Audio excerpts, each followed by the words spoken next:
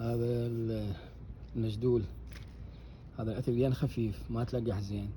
شوف شلون صار. طبعا هم هاي عندهم طريقة يلقحوه كلش خفيف حتى ما يحتاج يروحون يصعدون ويوقعون من عنده. شوف هسه هذا لأنه من يوقع تظل جوه، فإذا يوقع عليه رطوبة الشيء عفن يخرب. شوف يصير بيه رطوبة، بس يوقع عليه ما يتحمل المجدول كلش ما يتحمل.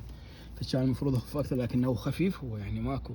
يعني شوفوا الشرموخ ايش قد بيه هذا الشرموخ هسه 2 5 6 8 9 يعني 9 تقريبا. هذا على اساس بيه هواي، بس الباقي كله بيه المعدل هذا 9 هذا 12 10 5 زين.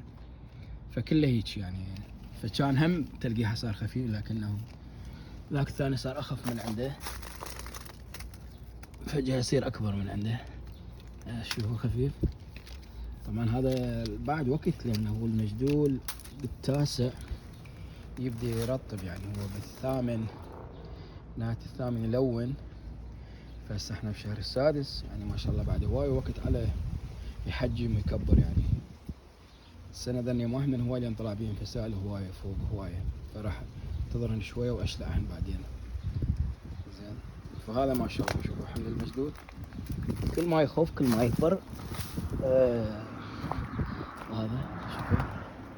طبعا سويت عليه تجربة انا. هذني العثوب اذا ما تلقحه ما يلزم. في شيء غريب ما شافه باي نخل، لا عندنا بالعراق لا باي مكان، لا هناك هواي نخل عندنا انواع. فردت اجربها بنفسي، جربتها بنفسي ذني عذقين عفتهن.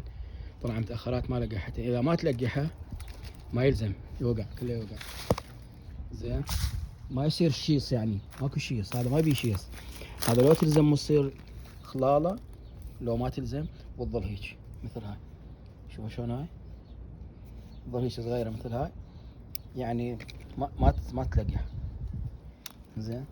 هذا شوفوا ما شاء الله الكبرى. هذا الثاني هم نفس الشيء عفته هم كله نزل كله وقع كله خرط ووقع. هذا شوفوا ما يلزم. فهاي الشغله اللي بيه بالمجدول، بس حبيت انوه عليها.